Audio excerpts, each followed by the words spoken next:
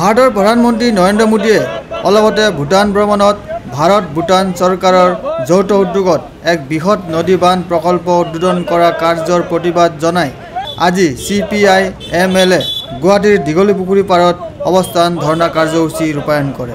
এই প্ৰতিবাদেৰে কামৰূপ জিলা উপায়ুক্তৰ জৰিয়তে ভাৰতৰ ৰাষ্ট্ৰপতিলৈ এখন স্মাৰক পত্ৰ প্ৰেৰণ কৰে।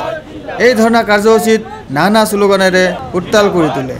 এনে বিপদজনক পদক্ষেপৰ পৰা বিৰত থাকিবলৈ কেন্দ্ৰীয় চৰকাৰৰ ওচৰত দাবী জনায়। প্ৰকল্প প্ৰতিষ্ঠাৰ আঁচনি বন্ধ কৰি এই সন্দৰ্ভত এখন শ্বেতপত্ৰ প্ৰকাশৰ দাবী কৰে CPI MLA।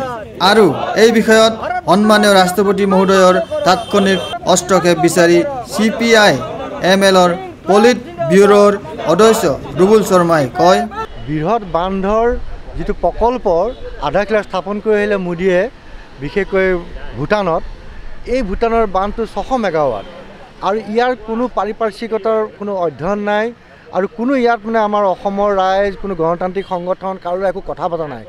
অথচ 2004 আৰু 2007 চনত যিটো কুৰেচি বান্ধৰ ভয়ংকৰ যিটো বান্ধ পানী এৰি দিছিলে, ফলত আমাৰ 4খন জিলা নলবাৰী, বৰপেটা, বাক্সা, বঙাইগাঁও একদম বিধ্বস্ত কৰি দিছিলে।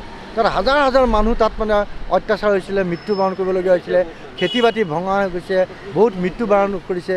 সেই মানুহে আজিলৈকে কিন্তু তাত মানে ক্ষতিপূৰণ আজিলৈকে নিদিলে, আজিলৈকে নাপালে তেওঁলোকে ক্ষতিপূৰণ। কিন্তু আজি দেখা গৈছে তাতোকৈ ডাঙৰ বৃহত্তৰ 600 মেগাৱাটৰ যিটো বান্ধ কৰি আহিলে, এই বান্ধে যদি কিবা কাৰণত আমাৰ পানী এফালে এৰি দিয়ে, অসমখন একদম ডুবি যাব, অসমখন ধ্বংসৰ গৰাহলৈ লৈ যাব। এইটো মোদী চৰকাৰৰ এটা হঠকাৰী সিদ্ধান্ত আৰু গোটেইটো মানে গোপন ৰাখিছে। এই কিমান ডাঙৰ কিমান ডাঙৰ হেৰি হ'ব। আৰু গোটেই ভূটানত ভূমিকম্প প্ৰৱণ এৰিয়া, তাত এনেকুৱা 25টা হ্ৰদ আছে যি হ্ৰদৰ বৰফ গলিবলৈ আৰম্ভ কৰিছে। ফলস্বৰূপে বান্ধৰ পানী বাঢ়ি যাব আৰু এই বান্ধটো মানে যেনে তেনে ভাঙিবই আৰু তাত পানী এৰিবই লাগিব, এনেকুৱা এটা পৰিস্থিতি হৈছে। আৰু দেখিছোঁ তেওঁলোকে যিটো পলিচি সিদ্ধান্ত লৈছে মোদী চৰকাৰে যে গোটেই ভাৰতবৰ্ষতে বান্ধবিলাক তেওঁলোকে কৰিব। ইতিমধ্যে নৰ্মদা বাচাও আন্দোলনক ভেঙুচালি কৰি তেওঁলোকে নৰ্মদা বান্ধটো 17 মিটাৰ বহল দীঘল কৰি দিছে। সিদ্ধান্ত অলৰেডি হৈ গৈছে। তাত এটা এটা মিনিষ্টাৰে নিজাভাৱে সিদ্ধান্ত লৈ এইবিলাক তেওঁলোকে কৰিছে আৰু চাৰিওফালে এটা বান্ধ কৰিব তেওঁলোকে চেষ্টা কৰিছে।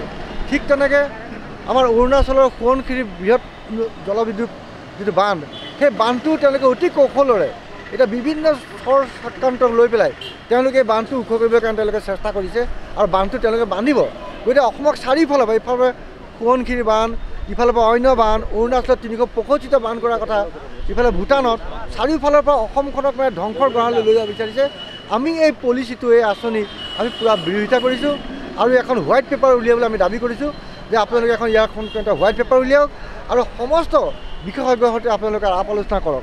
Video' journalist Sushanta Das, Sentinel News, Guwahati.